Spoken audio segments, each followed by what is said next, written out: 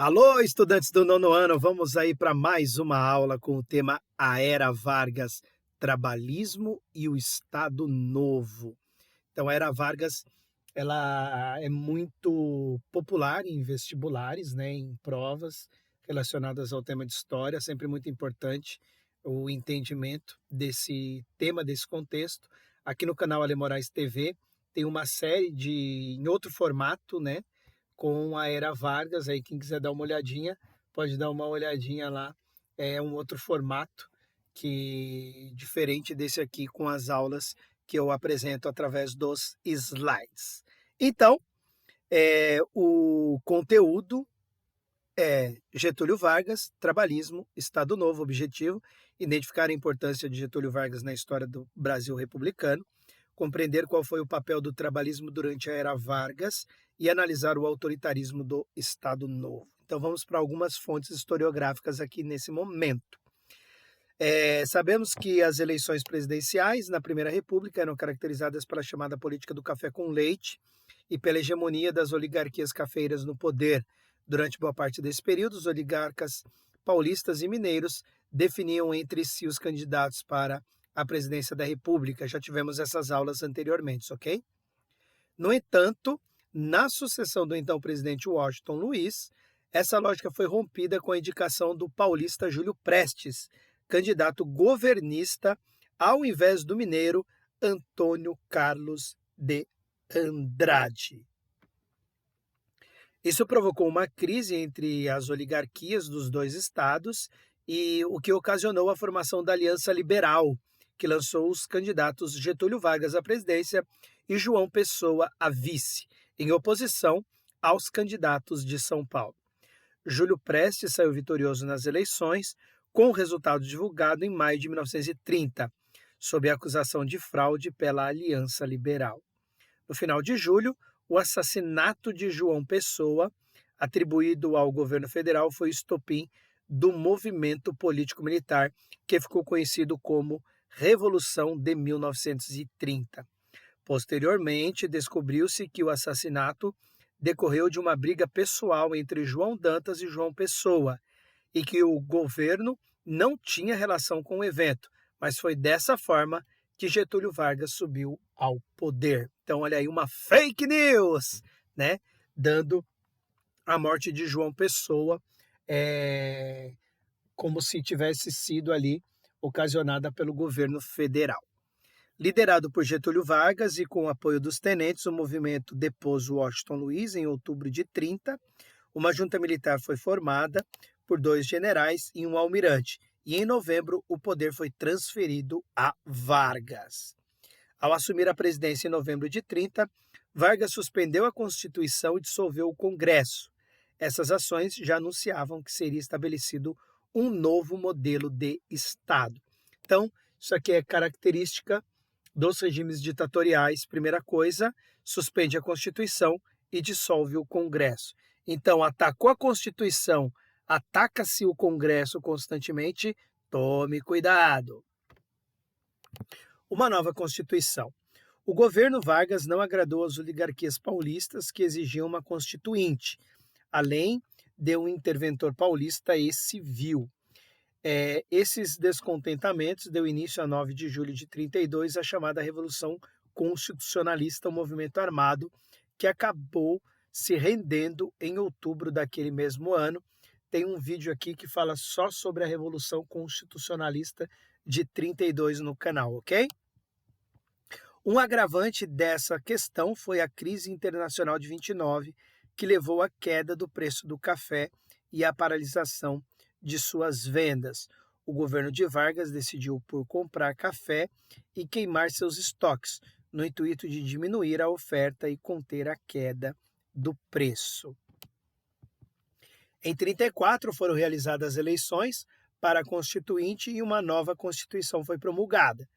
Esta teve características contraditórias, pois ao mesmo tempo que apresentou aspectos liberais, trouxe uma base intervencionista e centralizadora por parte do Estado.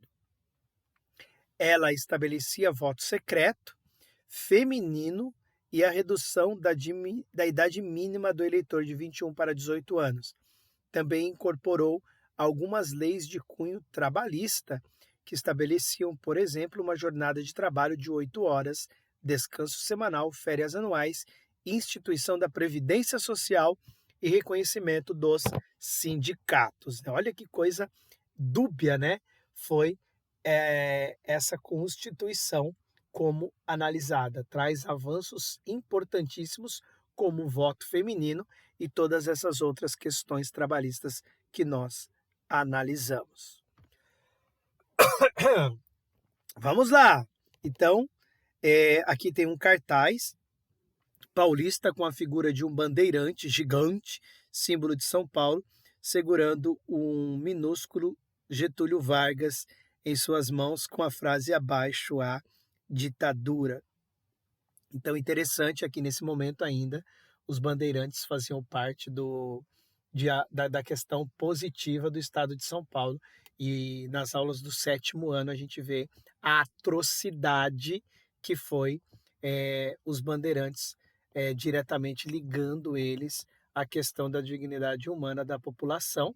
Foram importantes em alguns aspectos, mas eu acredito que a forma atroz que eles trataram a população, principalmente dos povos originários aqui do Brasil, não tem como você colocá-los em um pedestal. Então, seguindo aqui, o início da Era Vargas, então, foi marcado pela Revolução de 30, o combate àquela política do café com leite, como nós vimos, e depois a deposição do presidente Washington Luiz, o que fez com que Júlio Prestes, que venceu as eleições, não assumissem e depois o cargo foi entregue a Getúlio Vargas. Nós analisamos aquela charge, né, que trazia ali o bandeirante segurando o Getúlio Vargas minúsculo, também representando esse período nesse cartaz da Revolução Constitucionalista de 1932. Getúlio Vargas e o trabalhismo. Entre 30 e 45, foi implantada a legislação trabalhista, sindical e previdenciária brasileira e algumas de suas bases seguem existindo até hoje. A criação do Ministério do Trabalho foi uma das primeiras medidas burocráticas do governo provisório de Vargas, que naquele período buscou garantir a jornada de trabalho de 8 horas, regulamentou o trabalho da mulher e do menor, garantiu o direito às férias, instituiu o uso da carteira de trabalho e estabeleceu o direito a pensões e à aposentadoria. O interesse em negociar com a classe trabalhadora se deu ao fato de as mobilizações das organizações sindicais e políticas da classe operária terem sido consideradas um dos fatores de tensão social que contribuíram com a queda da Primeira República. Então, ele olhando para o que aconteceu para a Primeira República, ele falou, opa, vamos olhar melhor essa questão trabalhista e vamos trazer os sindicatos para junto de nós, né? Então, importante essa visão que eles tiveram. Getúlio procurou construir uma imagem como protetor dos trabalhadores, realizando cerimônias e investindo nos meios de comunicação que veiculavam propagandas e notícias sobre feitos do seu governo. A partir de 39, 1º de maio passou a ser comemorado no maior estádio do Rio de Janeiro à época, São Januário. Durante o Estado Novo, momento de restrição da liberdade política, essas comemorações reuniam grandes massas de trabalhadores e operários. Vargas iniciava seu discurso com a expressão trabalhadores do Brasil e comumente anunciava medidas que favoreciam a classe trabalhadora. Isso aí. Então aqui é uma imagem, né, dessa comemoração do 1º de maio. Tem um vídeo aqui que também está postado no canal, tá bom? Quem quiser buscar, esse vídeo está lá como Getúlio Vargas e a Justiça do Trabalho. É só você dar uma olhadinha lá no vídeo do canal, tá certo? Então aqui é uma análise de um texto historiográfico, vamos ver o que ele nos diz. A sistematização e ampliação da legislação trabalhista se deu com a consolidação das leis do trabalho, a famosa CLT, em junho de 43. Desde a Constituição de 34, previa-se que a lei estabeleceria um salário mínimo, capaz de satisfazer as necessidades do trabalhador conforme as condições de cada região. Mas somente em maio de 40 surgiu o decreto-lei nesse sentido. Em um primeiro momento, de fato, quando da fixação inicial, o salário mínimo correspondia a seus objetivos expressos. Foi com o decorrer de anos que se deteriorou até converter-se a uma importância irrisória. Então, texto de Boris Fausto, aqui em História do Brasil, página 374 e 375. Então, quando foi criado lá o salário mínimo por Vargas, ele atendia às necessidades da população e, ao longo do tempo, com os reajustes mínimos ou sem reajustes, né? Apenas você considerando ali algo mínimo e irrisório, e alguns anos, até sem reajustes, o salário mínimo foi se deteriorando ao longo do tempo. Então, durante a era Vargas, várias reformas trabalhistas foram implementadas, trazendo benefícios para a classe trabalhadora. Isso é inegável, certo? O interesse de Vargas em atender aos interesses da classe trabalhadora estava ligado à necessidade de estabilizar a situação social e política do país, porque ele viu o que aconteceu lá com a tal da República Velha, com a Primeira República, e ele não queria cair no mesmo erro. O que aprendemos hoje? Identificamos a relação entre o início da Era Vargas e a Revolução de 30. Conhecemos as reformas trabalhistas durante a Era Vargas, como a criação do Ministério do Trabalho e a implementação da CLT, compreendendo as consequências dessas medidas para a classe trabalhadora, e entendemos que o interesse de Getúlio Vargas em atender os trabalhadores era uma estratégia para estabilizar a sociedade e consolidar seu apoio político. Então, essa foi mais uma aula de história. Lembrando a vocês que tem muitos vídeos aqui no canal sobre a Era Vargas em outros formatos. Busque lá, tá certo? Então, vamos continuar com a Era Vargas na próxima aula. Forte abraço, fiquem com Deus. Tchau, tchau.